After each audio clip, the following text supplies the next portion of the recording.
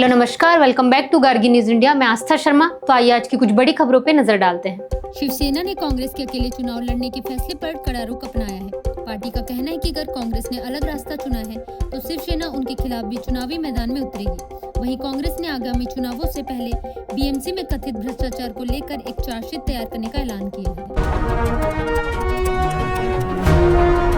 पश्चिम बंगाल में प्रधानमंत्री की रैली में शामिल होने जा रहे लोगों के साथ एक दर्दनाक हादसा हो गया। घने कोहरे के बीच ट्रेन की चपेट में आने से 3 लोगों की मौत हो गई। कांग्रेस संसदीय दल की नेता सोनिया गांधी ने मोदी सरकार पर मनरेगा को बुलडोज करने का आरोप लगाया है। उन्होंने कहा कि सरकार ने महात्मा गांधी राष्ट्रीय ग्रामीण रोजगार गारंटी अधिनियम को कमजोर कर इसे एक काला कानून बना दिया है, जिसके खिलाफ कांग्रेस पूरी ताकत से लड़ाई करेगी। अगस्ता वेस्टलैंड मनी लॉन्ड्रिंग मामले में आरोपी क्रिश्चियन मिशेल जेम्स को अदालत से जमानत मिल गई है। हालांकि जमानत मिलने के बावजूद वह फिलहाल सीबीआई की हिरासत में ही रहेंगे। क्रिश्चियन मिशेल ने अदालत में दलील दी थी कि मनी लॉन्ड्रिंग केस में वह अधिकतम 7 साल की सजा की अवधि पूरी कर चुके हैं, इसलिए उन्हें रिहा किया जाना चाहिए। अदालत ने इस आधार पर उन्हें जमानत दे दी। विश्व बैंक ने पाकिस्तान की समष्टि आर्थिक स्थिरता को मजबूत करने के लिए $700 मिलियन की सहायता राशि को मंजूरी दी है। यह फैसला पाकिस्तान की आर्थिक स्थिति को संभालने और वित्तीय सुधारों को समर्थन देने के उद्देश्य से लिया गया है। तृणमूल कांग्रेस ने पश्चिम बंगाल में प्रधानमंत्री की रैली को लेकर आरोप लगाया है कि प्रधानमंत्री नरेंद्र मोदी के भाषण में मतुआ समुदाय की नागरिकता से जुड़े मुद्दों पर कोई ठोस चिंता नहीं दिखी। टीएमसी नेताओं का कहना है कि राज्य के एक बड़े समुदाय की अहम मांगों को नजरअंदाज किया गया। तमिलनाडु के पर्यटन मंत्री ने राज्य की समृद्ध सांस्कृतिक विरासत पर आधारित एक कॉफी टेबल बुक का विमोचन किया है। इस पुस्तक का शीर्षक fairs and festivals, traditional and ancient customs of Tamil Nadu है, जिसमें तमिलनाडु के पारंपरिक और प्राचीन मेलों व त्योहारों को विस्तार से दर्शाया गया है। भारतीय जनता पार्टी ने एक बार फिर राहुल गांधी पर निशाना साधते हुए उन पर जॉर्ज सोरोस से कथित संबंध होने का आरोप लगाया है। बीजेपी का दावा है कि राहुल गांधी ने जर्मनी में भारत के दुश्मनों से मुलाकात की। प्रधानमंत्री नरेंद्र मोदी 2 दिवसीय दौरे पर असम पहुंच गए हैं। इस दौरान प्रधानमंत्री राज्य के पहले मुख्यमंत्री गोपीनाथ बोरदोलोई की प्रतिमा का अनावरण करेंगे। उपराष्ट्रपति राधाकृष्णन ने कहा है कि भारत को वस्त्र निर्यात के क्षेत्र में बांग्लादेश और अन्य देशों से प्रतिस्पर्धा करने के लिए और अधिक मुक्त व्यापार समझौतों की जरूरत है। उन्होंने जोर देकर कहा कि वैश्विक बाजार में भारतीय वस्त्र उद्योग की हिस्सेदारी बढ़ाने के लिए नीतिगत समर्थन और अंतर्राष्ट्रीय समझौते बेहद अहम हैं। दवा कंपनियों फाइजर और सिप्ला ने आपसी साझेदारी की घोषणा की है। इस समझौते के तहत अब सिप्ला को फाइजर की कुछ प्रमुख दवाओं को मार्केट करने, वितरित करने और बेचने का एकमात्र अधिकार मिलेगा। अंडर 19 एशिया कप फाइनल में भारत अंडर 19 क्रिकेट टीम एक बार फिर अपना दबदबा कायम रखने के इरादे से पाकिस्तान अंडर 19 क्रिकेट टीम के खिलाफ मैदान में उतरेगी। भारत की नजरें खिताब जीतकर टूर्नामेंट में अपनी श्रेष्ठता बढ़ाने पर होगी।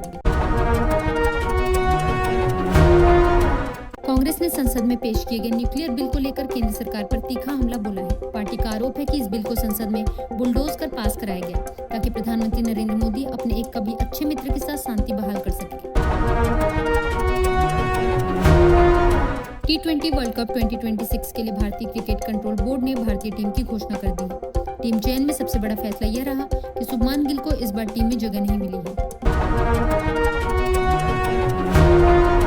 इमरान खान पाकिस्तान के पूर्व प्रधानमंत्री और उनकी पत्नी बुशरा बीबी को तोशाखाना भ्रष्टाचार मामले में अदालत ने 17 साल की सजा सुनाई है। यह फैसला पाकिस्तान की एक विशेष अदालत ने सुनाया। तोशाखाना भ्रष्टाचार मामला उन राजकीय उपहारों में कथित धोखाधड़ी से जुड़ा है जो पूर्व प्रधानमंत्री दंपति को 2021 में सऊदी सरकार से प्राप्त हुए थे। आरोप है कि इन उपहारों को नियमों के खिलाफ गलत तरीके से रखा या उनका गलत लाभ उठाया गया। सीरिया पर निगरानी रखने वाले एक संगठन के अनुसार अमेरिकी हमलों में इस्लामिक स्टेट के कम से कम 5 आतंकवादी मारे गए हैं। अमेरिका की ओर से जारी बयान में यूएस सेंट्रल कमांड ने कहा कि अमेरिकी बलों ने मध्य सीरिया के कई इलाकों में 70 से ज्यादा ठिकानों को निशाना बनाया। इन हमलों में लड़ाकू विमानों, अटैक हेलीकॉप्टरों और तोपखाने का इस्तेमाल किया गया। प्रधानमंत्री नरेंद्र मोदी ने पश्चिम बंगाल में एक जनसभा को संबोधित करते हुए कहा कि राज्य की जनता को महाजंगल राज से मुक्ति चाहिए। उन्होंने आरोप लगाया कि मौजूदा हालात में आम लोगों के अधिकार और सुरक्षा प्रभावित हो रही है। गोवा नाइट क्लब आग हादसे में फरार आरोपी खोसला के खिलाफ पुलिस ने इंटरपोल के माध्यम से ब्लू कॉर्नर नोटिस जारी कराने की प्रक्रिया शुरू कर दी है। पुलिस के अनुसार आरोपी खोसला घटना के बाद यूनाइटेड किंगडम भाग गया है। विदेश मंत्री एस जयशंकर ने कहा कि भारत की ब्रांड छवि और प्रतिभा के कारण दुनिया आज भारत को पहले से कहीं अधिक सकारात्मक रूप में देख रही है। उन्होंने कहा कि वैश्विक मंच पर भारत की पहचान उसकी क्षमताओं, नवाचार और मानव संसाधन की ताकत से मजबूत हुई है। गूगल ने अमेरिकी वीजा पर काम कर रहे अपने कर्मचारियों को अंतर्राष्ट्रीय यात्रा से सावधान रहने की चेतावनी दी है। एक रिपोर्ट के मुताबिक कंपनी ने आंतरिक मेमो जारी कर बताया है कि यात्रा करने पर कर्मचारियों को अमेरिका लौटने में लंबा इंतजार करना पड़ सकता है। एनवीडिया और इंटेल के बीच हुए निवेश सौदे को अमेरिकी एंटी ट्रस्ट एजेंसियों से मंजूरी मिल गई है। एक आधिकारिक नोटिस के मुताबिक अमेरिका की प्रतिस्पर्धा नियामक एजेंसियों ने एनवीडिया के इंटेल में निवेश को क्लियर कर दिया है। गूगल क्लाउड ने साइबर सुरक्षा कंपनी पैलो अल्टो नेटवर्क्स के साथ एक बड़ा समझौता किया है, जिसकी कुल वैल्यू लगभग $10 अरब बताई जा रही है। सूत्रों के मुताबिक यह डील क्लाउड सिक्योरिटी और एंटरप्राइज सेवाओं को और मजबूत करने की दिशा में एक अहम कदम है। भारतीय रिजर्व बैंक के बोर्ड ने बैंकों के लिए जोखिम आधारित जमा बीमा ढांचा को मंजूरी दे दी है। इस नए प्रस्ताव के तहत अब सभी बैंकों पर एक समान प्रीमियम लगाने के बजाय उनकी वित्तीय मजबूती और जोखिम स्तर के आधार पर बीमा प्रीमियम तय किया जाएगा। भारत के विदेशी मुद्रा भंडार में एक बार फिर बढ़ोतरी दर्ज की गई है। 12 दिसंबर को समाप्त सप्ताह में देश का फॉरेक्स रिजर्व $1.68 अरब बढ़कर $688.94 अरब पर पहुंच गया है। आंकड़ों के मुताबिक विदेशी मुद्रा भंडार का प्रमुख हिस्सा माने जाने वाले विदेशी मुद्रा परिसंपत्तियों में $906 मिलियन की वृद्धि हुई है, जिसके बाद इनका स्तर $557 अरब पर पहुंच गया। चीन ने विश्व व्यापार संगठन में भारत के खिलाफ आईसीटी टैरिफ और सौर सब्सिडी को लेकर औपचारिक परामर्श की मांग की है। इस कदम के साथ दोनों देशों के बीच व्यापार विवाद एक नए चरण में प्रवेश कर गया। भारत के मानव अंतरिक्ष मिशन गगनयान के लिए एक बड़ी उपलब्धि सामने आई है। भारतीय अंतरिक्ष अनुसंधान संगठन ने गगनयान मिशन के तहत ड्रोग पैराशूट की तैनाती से जुड़े परीक्षणों को सफल बताया है। मनी लॉन्ड्रिंग मामले में ईडी ने उद्योगपति अनिल अंबानी के बेटे से लगातार दूसरे दिन पूछताछ की है। यह पूछताछ यस बैंक से जुड़े लेन-देन और वित्तीय अनियमितताओं की जांच के सिलसिले में की जा रही है।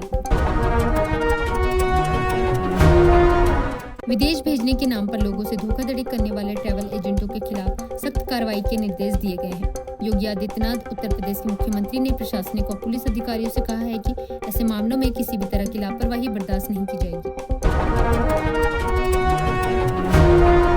भारतीय क्रिकेट टीम के स्टार ऑलराउंडर हार्दिक पांड्या ने T20 अंतर्राष्ट्रीय क्रिकेट में एक खास उपलब्धि हासिल की है। हार्दिक पांड्या ने इस मामले में दिग्गज क्रिकेटर युवराज सिंह को पीछे छोड़ते हुए चौथी बार एक अनोखा T20 डबल पूरा किया है। टेस्ला के CEO एलन मस्क को बड़ी कानूनी राहत मिली है।